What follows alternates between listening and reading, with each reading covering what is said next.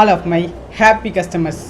Voter ID வாக்காளர் அடையாள அட்டை நீங்கள் உங்களுக்கு புதுசாக வாக்காளர் அடையாள அட்டை வாங்குறதா இருந்தாலும் சரி, இல்லை உங்ககிட்ட இருக்க வாக்காளர் அட்டை ஓட்டர் ஐடியை கரெக்ஷன் பண்ணணும், அதில் இருக்க டீட்டெயில்ஸை மாற்றணும் அப்படின்னாலும் சரி, நீங்கள் கவனிக்க வேண்டிய முக்கியமான விஷயம், கவர்மெண்ட் கொண்டு வந்திருக்க ஒரு அப்டேட் என்னென்னா, உங்கள் ஆதார் கார்டில் இருக்க மொபைல் நம்பர் சரியாக இருந்தால் தான் உங்கள் ஓட்டர் ஐடியில் இன்னி வரும் காலங்களில் கரெக்ஷன் பண்ண முடியும்.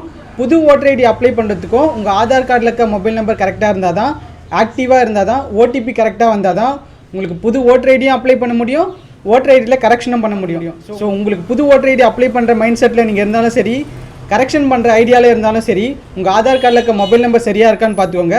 உங்கள் ஆதார் கார்டில் இருக்க மொபைல் நம்பர் சரியாக இருந்தால் தான், கரண்ட் மொபைல் நம்பர் இருந்தால் தான் உங்கள் ஓட்டர் ஐடியில் கரெக்ஷன் பண்ண முடியும், புது ஓட்டர் ஐடியும் அப்ளை பண்ண முடியும். ஓட்டர் ஐடி அப்ளை பண்ணுறது சம்மந்தமாக உங்கள் டவுட்ஸ் இருந்தால் அதை கமெண்ட்ஸில் சொல்லுங்கள்.